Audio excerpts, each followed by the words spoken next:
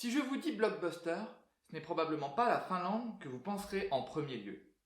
Et pourtant, aujourd'hui, ce mercredi 21 juin 2023, sort en France un blockbuster finlandais, un blockbuster très particulier et qui a été souvent comparé à un John Wick finlandais. Alors aujourd'hui, laissez-moi vous parler un petit peu de ce film, de ses qualités, de ses potentiels défauts, et également de pourquoi ce film est particulièrement important pour l'industrie cinématographique finlandaise et pourquoi, de ce fait, je vous incite très fortement à aller le soutenir en allant le voir en salle.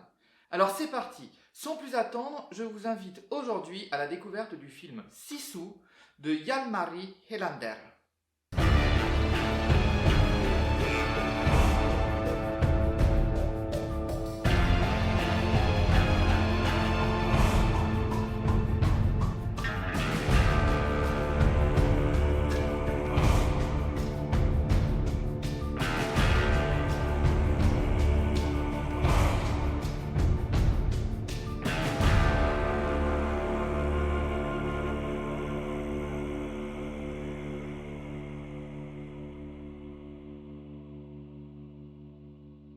Alors la première chose qui peut peut-être intriguer, c'est le titre du film, Sisu. Alors le mot Sisu, c'est un mot finnois qui n'a pas de traduction en français ni en anglais d'ailleurs. C'est vraiment un terme très très particulier et très ancré dans la culture finlandaise qui désigne en quelque sorte une espèce de volonté complètement démesurée d'accomplir quelque chose malgré toutes les difficultés qui peuvent s'imposer. Le sisu, c'est quand on se réveille le matin, qu'il y a 1 mètre de neige dehors, qu'on doit aller travailler, faire chauffer la voiture, etc. C'est exactement ça qui désigne le sisu et c'est vu comme vraiment une des grosses valeurs finlandaises. Alors, ce film, il parle effectivement de cette valeur dans un cadre très particulier qui est celui de la Seconde Guerre mondiale en 1944, alors que les nazis sont en train de fuir la Finlande. Donc le film se passe en Laponie, où un chercheur d'or, un ancien combattant finlandais, découvre un filon colossal, et donc il va en extraire plein de pépites et va vouloir l'échanger contre de l'argent. Le seul problème, c'est qu'il est très loin de la ville la plus proche, donc de la banque la plus proche où il peut faire échanger, donc il va devoir parcourir la Laponie. Sauf qu'entre-temps, il va tomber sur une caravane de nazis qui sont en fuite, qui s'en vont vers le nord pour partir vers la frontière norvégienne, et ces nazis vont essayer de lui voler son or. Et donc tout le film va être globalement à propos de ça, de cet homme, Atami Korpi, cette espèce d'ancien combattant finlandais prêt à tout, pour retrouver son or qui va lui être volé par une bande de nazis sans foi ni loi et sans espoir. Voilà, le résumé du film, c'est ça. Ça va pas chercher très loin, c'est très simple. C'est une espèce de film de vengeance où globalement on ne va pas voir un scénario très réaliste et très poussé, on va voir un Finlandais déterminé exterminer un par un une bande de nazis. Voilà. Et juste pour ça, bah bien sûr, on comprend cette appellation du John Wick finlandais, cette espèce de film d'action qui va très très vite et qui poursuit cette espèce de schéma de vengeance où on passe de scène de violence en scène de violence jusqu'à arriver à un final grandiose où tout se résout. Donc voilà, ça va pas chercher très loin et pourtant, le film, à mon avis, vaut vraiment le coup d'être vu. Ce n'est pas un film dénué de défauts, j'y viendrai très vite, mais il a des qualités qui sont stupéfiantes à mon avis. Et une des plus grandes forces du film, à mon avis, c'est sa photographie somptueuse. Donc photographie de Kjell Lagerlöf.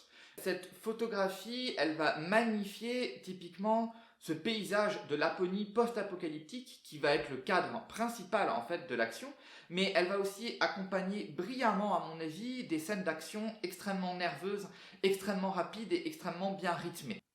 Et ce travail de photographie absolument exceptionnel permet de magnifier le rôle de la nature dans le film. Cette nature qui est présentée vraiment dans la première partie du film essentiellement, je dirais, vraiment presque comme un personnage à part entière. On a cette espèce de paysage désolé de Laponie, ce paysage complètement post-apocalyptique, qui fait beaucoup penser à du Mad Max, et d'ailleurs, qui a déjà été repris vraiment tel quel dans un film finlandais dont je n'ai pas eu l'occasion de parler sur la chaîne, mais dont je parlerai forcément un jour, qui est The Last Border de Mika Kaurismäki, le frère d'Aki Kaurismäki, et qui est un film post-apocalyptique à la Mad Max, mais vraiment situé dans ces paysages lapons. Ici, dans Sisu, ces paysages lapons, je dirais qu'ils qui sont à la limite entre du post-apocalyptique et du western. Et d'ailleurs, l'imagerie western, c'est une imagerie qui est énormément reprise dans le film.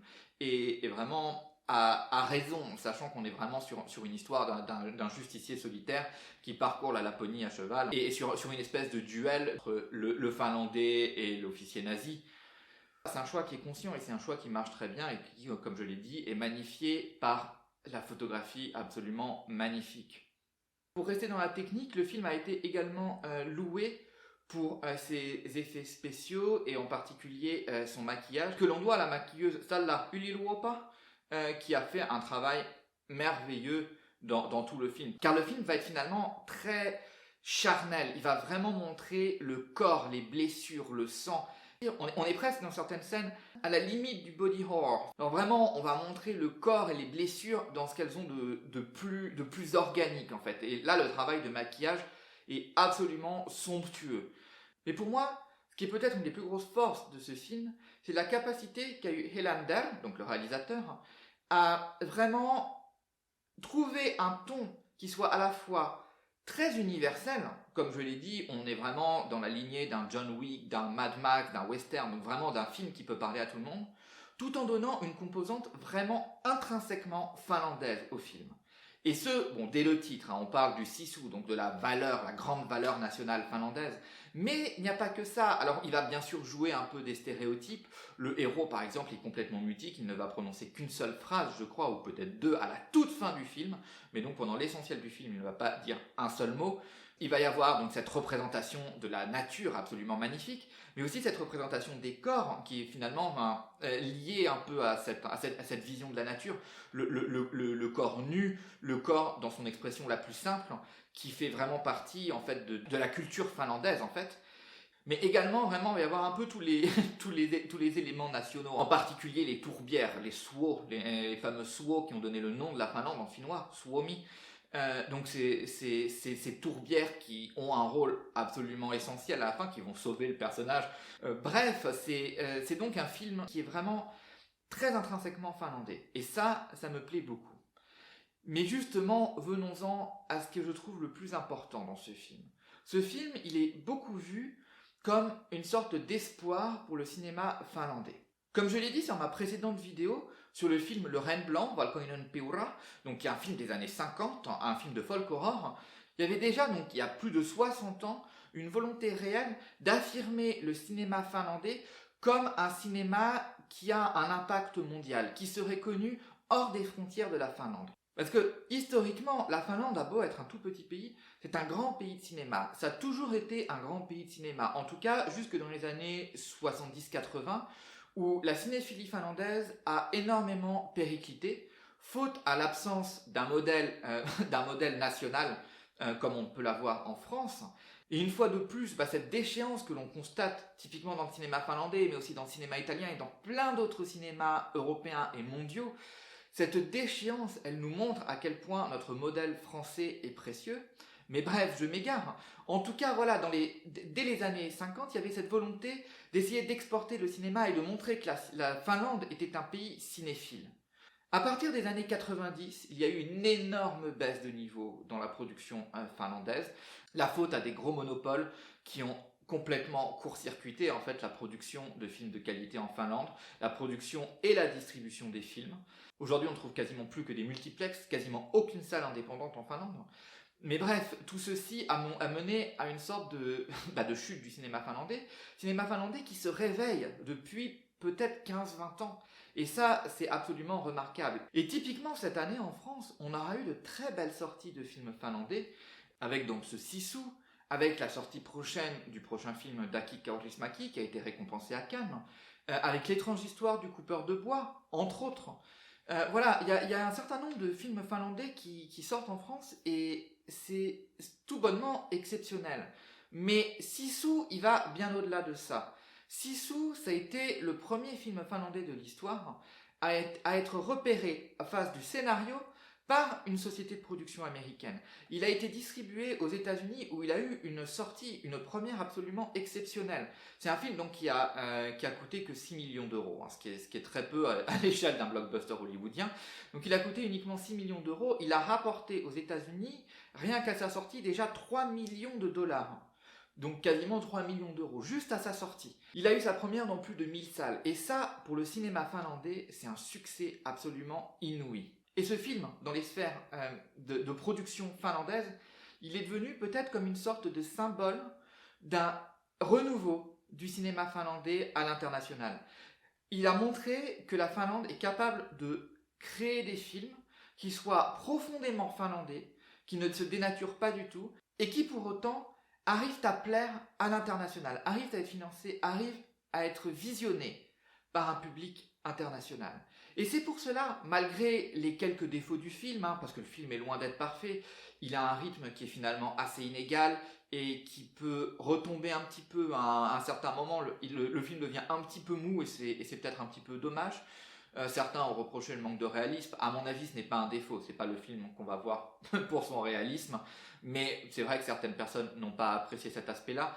Bref, le film est loin d'être parfait. Et pourtant, ce film, pour moi, c'est un film qu'il faut soutenir en allant le voir en salle. Parce qu'en allant voir Sisu en salle, vous donnez de la visibilité au cinéma finlandais. Vous permettez à l'industrie cinématographique finlandaise de continuer à entretenir un espoir de revenir. Vous contribuez à la renaissance d'une cinéphilie finlandaise. Cinéphilie qui s'est progressivement délitée au fur et à mesure des années, mais qui peut se reconstruire. Car il y a vraiment une volonté de la part des jeunes réalisateurs finlandais de recréer ce cinéma finlandais. Alors voilà, pour toutes ces raisons, je vous invite très vivement à aller soutenir l'industrie cinématographique finlandaise en allant voir Sisu en salle. Vous allez passer un excellent moment. Le film, malgré ses quelques défauts, a vraiment d'énormes qualités. Et vous allez voir de quoi la Finlande est capable en termes de blockbuster. Et d'ailleurs, si le sujet vous intéresse, des blockbusters finlandais, j'ai présenté il y a quelques temps sur ma chaîne un autre blockbuster finlandais qui lui n'a pas du tout eu la chance d'avoir la distribution qu'a eu Sisu, mais qui est trouvable assez facilement sur internet. Ce film, c'est Jade Sotori, le guerrier de Jade, donc qui est un mélange entre le wuxia-pian et la mythologie finlandaise. Une véritable curiosité, lui non plus pas dénué de défauts, mais qui est quand même un film vraiment assez surprenant et qui mérite vraiment d'être vu. Donc voilà, si ça vous intéresse un petit peu plus, j'ai une série de vidéos sur ma chaîne où je parle de cinéma finlandais. C'est un cinéma qui n'est pas assez connu en France et qui n'est d'ailleurs pas assez connu en dehors de la Finlande, qui n'est d'ailleurs même pas assez connu par les Finlandais eux-mêmes, mais qui possède de véritables richesses. Et donc je continuerai sur ma chaîne à parler de cinéma finlandais, entre autres. Voilà, sur ce, je vous souhaite une bonne fin de journée. Je vous dis à très bientôt pour de nouvelles découvertes cinématographiques. Moikka!